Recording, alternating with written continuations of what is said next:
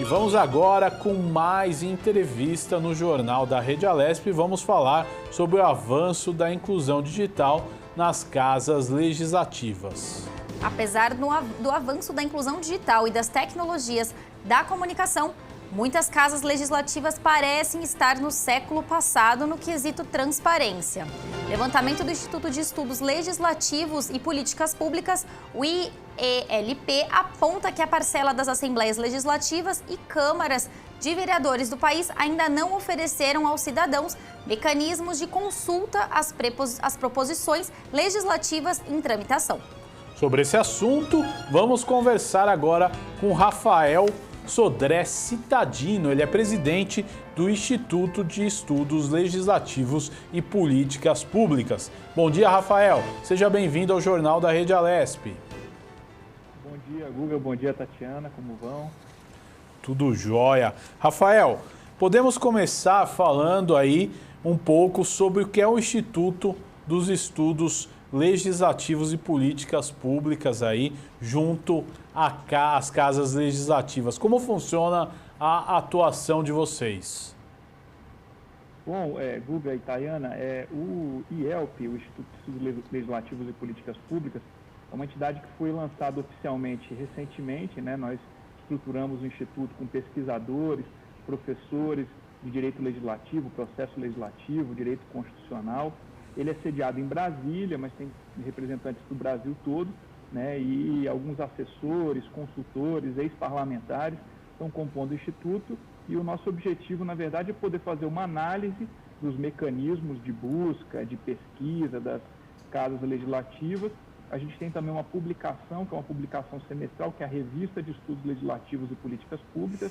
Já lançamos a primeira edição, né? Uma revista acadêmica que vai discutir também essa questão do funcionamento do legislativo brasileiro e também dos governos a nível municipal, estadual e federal. E a gente dá cursos também, vamos iniciar dando curso de processo legislativo para assessores, parlamentares, pessoas que têm interesse nessa área. E é um instituto sem fins lucrativos e que se propõe a ser uma rede, na verdade, de pessoas que atuam nesses segmentos do processo legislativo e também das políticas públicas no Brasil. Agora, Rafael, em quais outros setores o Instituto atuará dentro das 3 esferas, né, do poder público? Olha, o nosso objetivo, na verdade, é contribuir com sugestões, indicações de melhorias para esses ambientes legislativos e de governo também.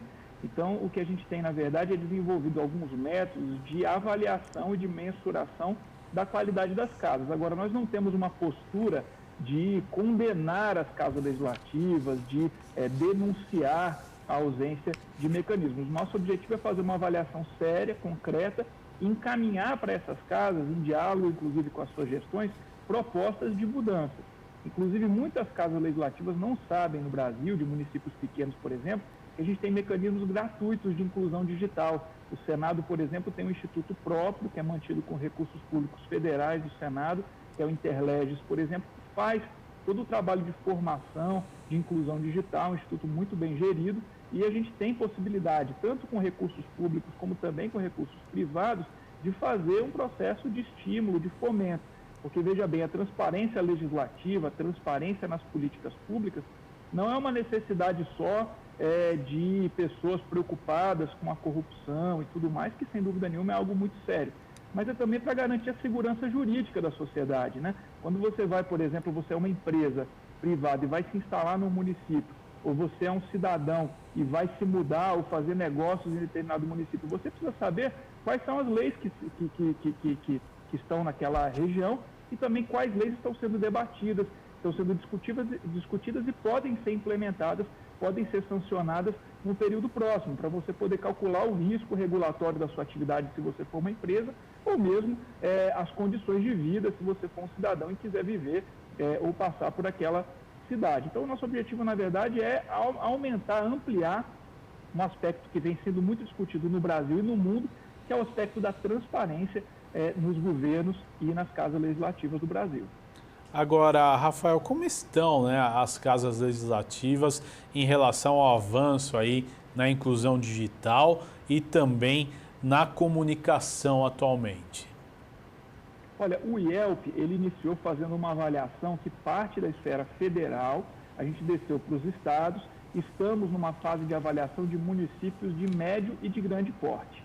O que a gente pode observar é que um número bastante considerável de municípios e de estados, né, possui sistemas informatizados, sistemas de busca. Isso já era de se esperar, porque a gente tem no Brasil uma relativa qualidade de inclusão tecnológica nas unidades da federação, nos estados brasileiros e no Distrito Federal, e a gente sabe muito bem que quanto mais a gente vai descendo a nível de tamanho de município, porte de município, isso fica sendo mais difícil e é compreensível porque os municípios têm menos capacidade orçamentária, tem uma redução da sua capacidade orçamentária e muitas vezes tem estruturas públicas que funcionam de maneira um pouco mais precária. Então, o que a gente pode observar, a gente se surpreendeu, na verdade, é que existem estados brasileiros que não possuem casas legislativas, assembleias estaduais com um sistema informatizado de busca.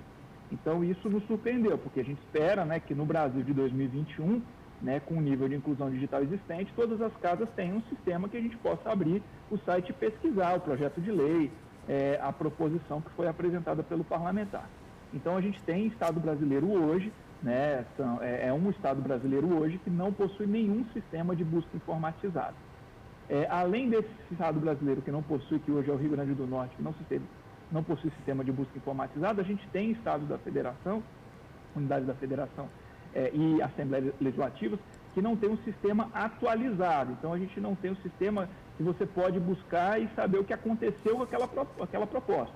Você pode até pesquisar se existe a proposta e qual é o conteúdo dela, mas você não sabe se foi apresentada uma emenda, se a proposta foi modificada em determinada comissão, com quem está a relatoria, se ela já foi aprovada, se ela ainda está em tramitação.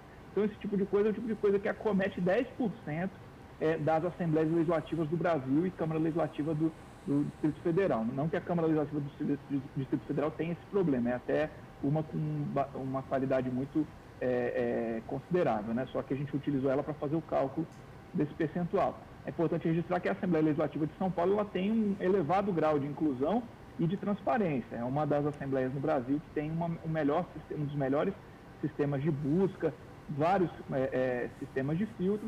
Agora, quando a gente vai descendo para os municípios médios e pequenos, isso vai ficando mais complicado. É mais complicado saber quando aconteceu a sessão legislativa, quantas são as proposições, o teor delas e, principalmente, essa atualização, que é bastante difícil quando a gente desce a nível municipal de pequenos municípios.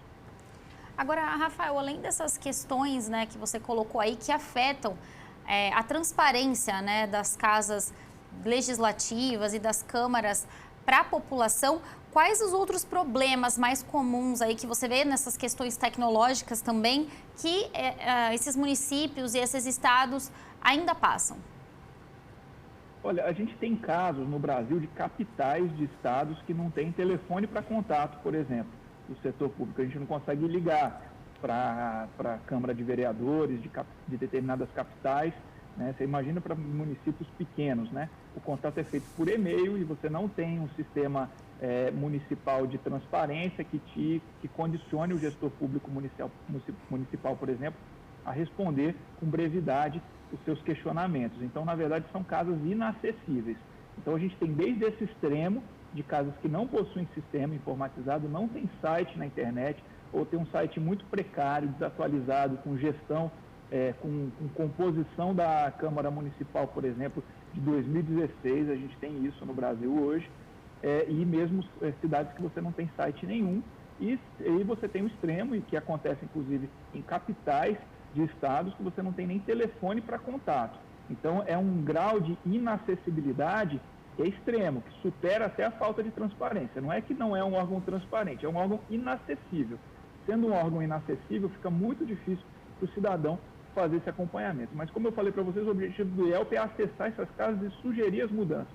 Porque, às vezes, por exemplo, o que a gente identificou é que tinha telefone para contato, entrou a pandemia, os gestores entraram em home office e incluíram somente um site. Eu tenho certeza que se houver uma solicitação, um pedido, uma publicização disso, o gestor vai instituir, vai conseguir um telefone móvel para colocar em rodízio para determinados servidores para poder atender a população, que é o que, para o que servem essas casas, sem dúvida nenhuma.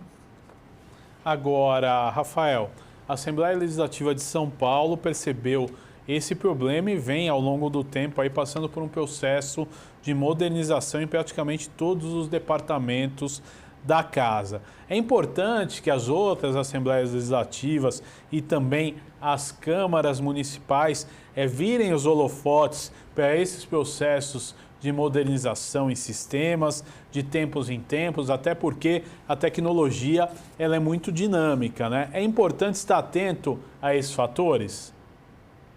Sem dúvida nenhuma, é fundamental você estar atento para esse aspecto do desenvolvimento da tecnologia.